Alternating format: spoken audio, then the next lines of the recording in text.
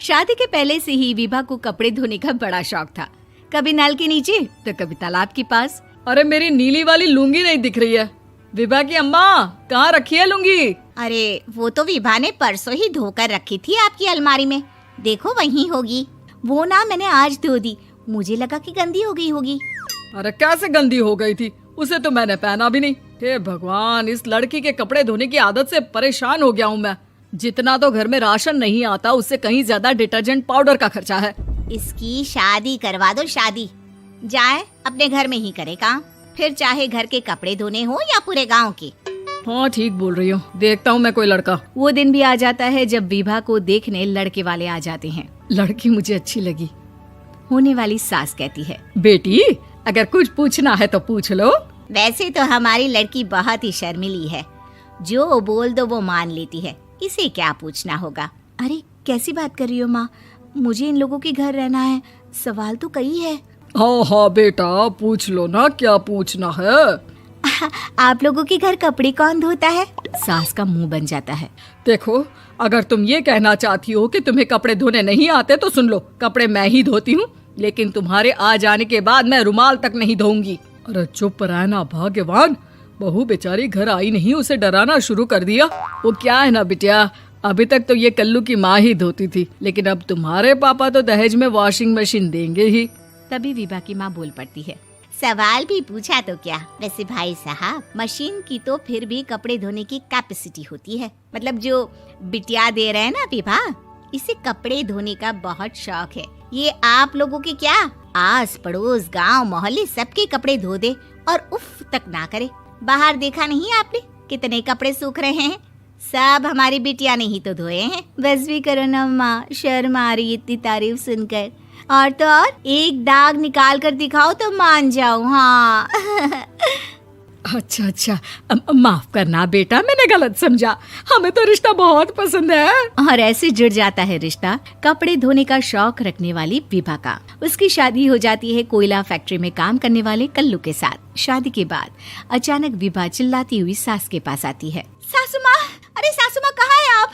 ये तो धोखा है, धोखा दिया आप लोगों ने मुझे। इसे ससुर के चक्कर के बारे में पता चल गया। अरे तो उसमें तुझे क्यों धोखा मिला है? अरे नल में पानी नहीं आता, कपड़े कैसे कब धुलेंगे? अच्छा अच्छा, तू पानी नहीं आ रहा उसकी बात कर रही है। तो आपने क्या सोचा? कुछ नहीं। अच्छा, तेरी माँ ने कहा था कि कपड़े धोने का शौक है तुझे, याद आया मुझे। शौक शौक बोलकर कपड़े धोने वाले मेरे जुनून को कम ना आके सासू माँ, कपड़ा धोना मेरा गुरूर है। तभी पति भी वहाँ आ जाता है। अभी अभी मैंने इसे सनी देओल की फिल्म दिखाई है, उसी के डायलॉग मार रही है माँ। अच्छा सुन, साफ साफ बता रही हूँ, पानी सुबह 4 से 6 और शाम को 10 से 12 आता है, समझी? विभा टाइमिंग सुनकर हैरान हो जाती है। ये क्या भूतों का मोहल्ला है? सुबह 4 बजे उठकर कौन कपड़े धोता है? 4 बजे टंकी में पानी जाता है, फिर सारा दिन धोना ना, किसने मना किया?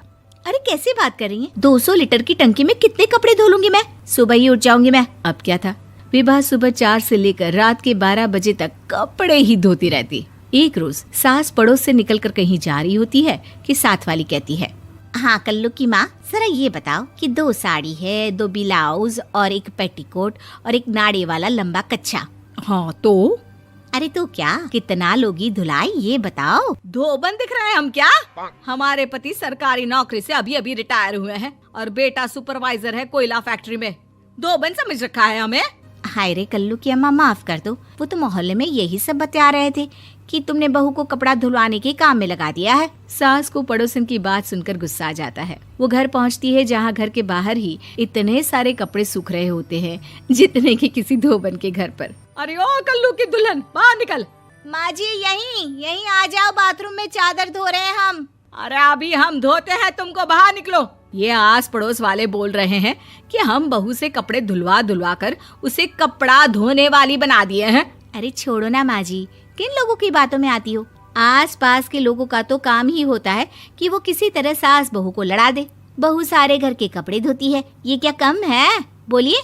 सास को भी लग जाता है कि वो बहू का ये सनकीपन नहीं छुड़वा सकती, इससे अच्छा है कि खुद ही चुप हो जाए।